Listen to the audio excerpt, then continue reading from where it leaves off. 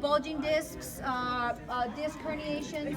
It's very important that we address it, okay? Surgery is not the number one thing to do, so we want to address that. So, Doc, tell us. My office is radiological. Okay, I do everything radiological you could think of, except maybe just a couple things. But I also am very interested in a lot of other areas, and one of that is non-surgical treatment of herniated disc in the neck and the back. And I don't know, I've been doing this since 2002 or 3, something like that. So I have a lot of experience in it. But I've treated all kinds of different patients with that I would not expect maybe even to done well with this, but I've had very good success with all across the spectrum. But the procedure is basically a machine that very carefully, in a very controlled fashion, develops a negative pressure in the disc. And that negative pressure in the disc causes a healing process of the disc.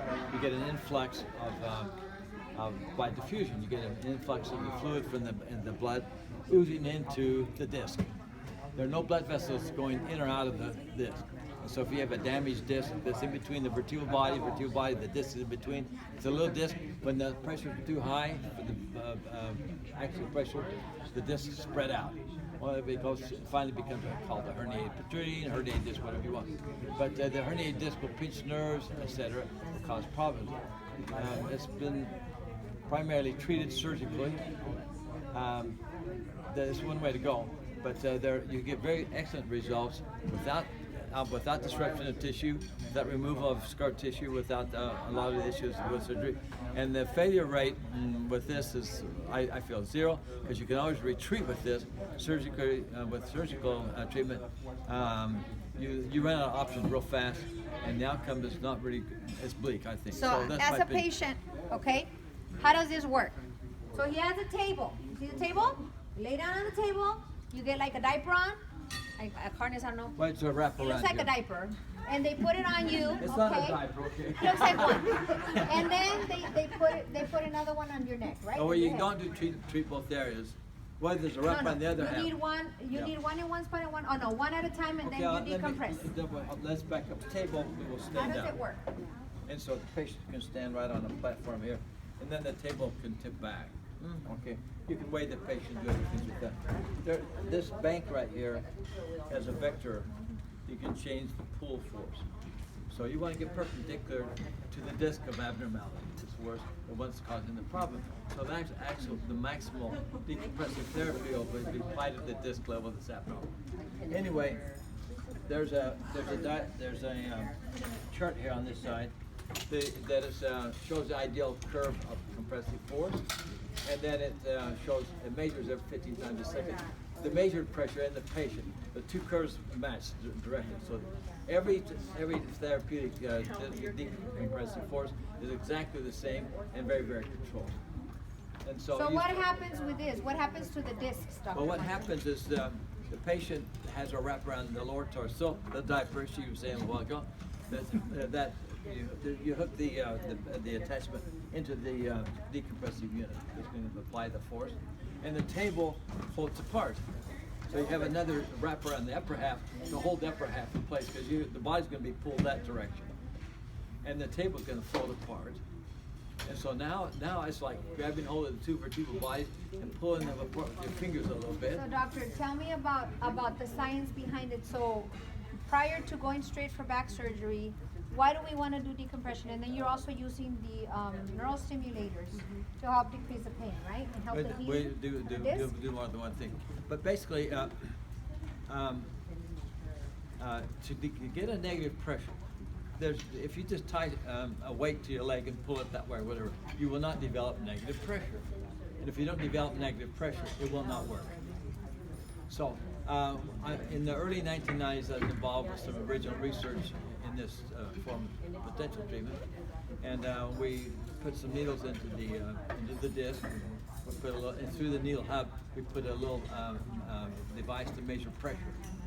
And then we applied the pressure to the system, and we were grafting the pressure to the amount of pressure, the pressure inside the disc compared to the applied pressure. And we reach a certain level. If you go up straight, it won't work. If you go up slow, more rapidly, and then taper off the pulling towards the end, develop a knee. This becomes a logarithmic curve, not a straight curve. And at that time of pulling, you'll fatigue the muscles, and they're holding the spine together. And the neuron, so then at that point, it relaxes the muscles. They call them fastidious muscles, but they will relax at that very moment. And the vertebral bodies are not held together by the body. And at that very moment, the pressures are high. There's zero. The pressure's high. They're not coming down. You're applying pressure. They still stay high. They stay high. And finally, that critical point, go like that, and the pressure goes like this. And that's going to help decrease pain and inflammation. Here's the 0 point. It keeps going below zero. It goes into the negative. It's a vacuum. And the pressure difference is by 300 millimeters of mercury. Because it's like 180 and it goes down to minus 150. So it's about a 300 millimeters difference in pressure. When you get that negative pressure, at that point, the fluid around the tissues will ooze in, like a vacuum cleaner, if you will. It oozes into the disc, bringing all the nutrients, the oxygen, and other things the cells in there need to revive the disc. Okay, and then also when you're pulling that, we injected some contrast into the sac. The disc is pushing in on the sac. When you get that negative pressure, the disc pull away from the sac. We could see that visually as we were doing this, and we were measuring the pressure. So we knew that this device, this approach, would help the disc move back where they belong, and increase the height of the disc base, and make more space for the XD nerve roots without any surgery.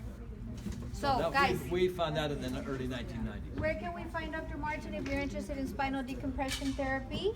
Upper Valley Radiology, 905 East Esperanza, 631-1203.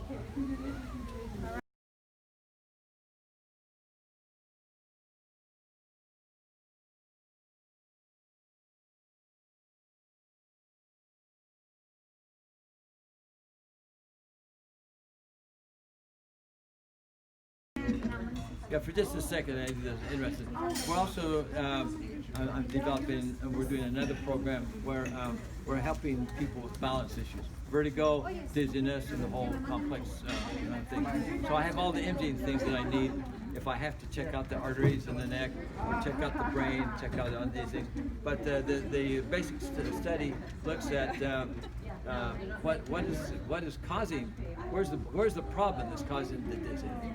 So if someone walks into a patient comes to the office and they say, I have dizziness, just don't give them meclizine and send them out the door, because it only works in about 10% of the patients, those that have acute vestibulitis. And all the other people with dizziness, it can make them worse. So you need to find out what is causing that problem. So when you do that, when you do the study, you put goggles on the eyes, and there's a camera that's infrared. It can follow the eye motion in pitch black. And so you put the patient in different maneuvering positions and different things. There should be a response to that. Just watching the eyes, if they track the object, moving object, is it smooth? Is it going like this? And is there nystagmus, which is good? The eye blinks go this way. And when the eyes do that, the patient will feel dizzy, or the room will start spinning around them, or whatever. That's the vertigo. So you find out from that, is that problem come from inside the brain, or is it in the semicircular canals? You find out by the mapping and looking at all this, you find out where the problem is coming from. And so with that information, then you can turn around and focally work on the areas of interest. And then in my same office, if we find there's a central problem, we do retraining of the brain to adjust and to modify and to improve balance issues. So, and it's like you're standing on a round. I don't have the. It's like it's a round circle, and it's like a balance thing, a ball, and it's like a video game with the object going down that, and with their feet. Now this is the mouse. No, it's the feet, and they're going to hold it on. The patient's moving their feet to follow the object. And as you do that, it's basically retraining the brain to make adjustments to improve balance and coordination. It's eye movement, balance movement, everything's starting to coordinate, and the brain's starting to retrain and reset new fibers, new connections to overcome, to compensate for the deficit. So anyway, and then also there's some maneuvers you can do, but you combine the two. Often a patient will come in, they can't walk, and 24 hours later they're back to almost normal. That's the fast one. And then the others will take more time. But either way, you can usually get patients doing it much better. So I've had patients, we just started doing this about 3 months ago. I've already had patients that have had dizziness problems for 3 or 4 years. Nobody has helped them to date.